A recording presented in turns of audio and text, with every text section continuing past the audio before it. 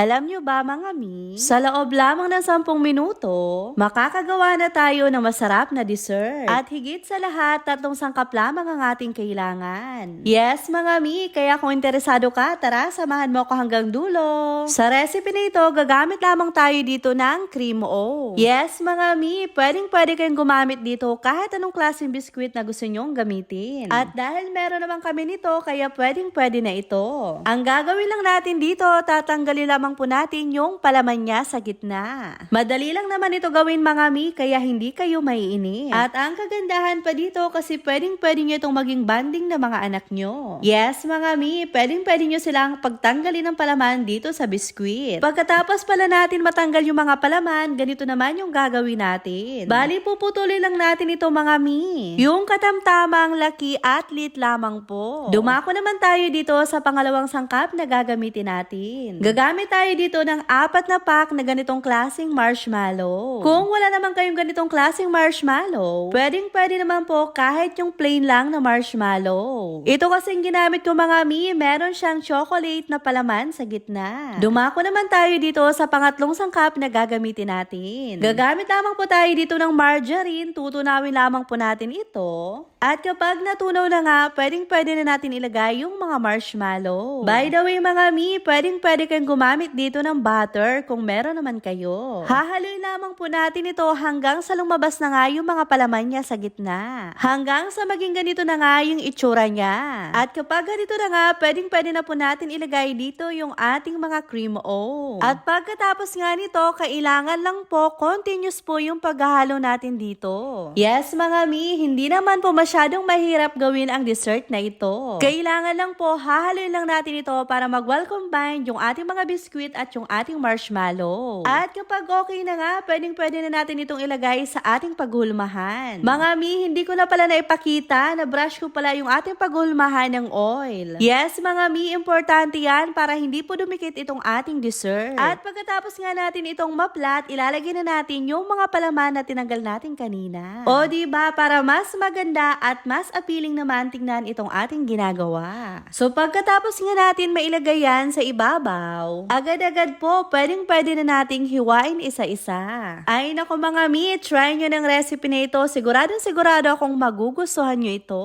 Lalong-lalo na yung mga chikiting nyo mga mi, pwede itong pangbaon sa eskwela. Kaya kung kapareho kita na nanay na mahilig gumawa ng mga ganitong klaseng pagkain, ay nako mga mi, i-comment nyo na dyan sa baba. At pagkatapos nga silang mahiwa lahat, ito na pala yung itsura niya. O diba, sino bang mag-aakala na 3 sangkap lamang ito at 10 minuto lamang natin itong niluto? Mabanggit ko na rin pala mga mi, alam nyo ba na yung marshmallow na ginamit ko, meron po siyang iba't ibang flavor. Yes mga mi, meron siyang mango flavor, meron ding ubi flavor at itong chocolate flavor. Kulang mga mi, meron ng bagong laro ang Masaya Game ng Tong-ets. Kaya kung mahilig kang maglibang at mahilig kang maglaro nito, mag-download at mag-register ka na mga mi, nasa comment section po yung ating link. Kung wala ka namang hilig sa Tong-ets, pwede mo rin itong subukan itong Lucky Fruit kasi napaka-easy lang talaga nito laruin. At napaka-easy lang din manalo, kaya ano pang inaantay mo, mag-download at mag-register ka na. Gamit lamang yung cellphone number, gagawa ka lang ng password mo. Then yung verification code na sisend sa'yo, tapos yung referral ID na nasa comment section. Then confirm mo lang yan, agad-agad meron ka ng account. And by the way mga mi, pwede ka rin maging agent nila. Paalala lamang po, bawal po ito sa mga bata.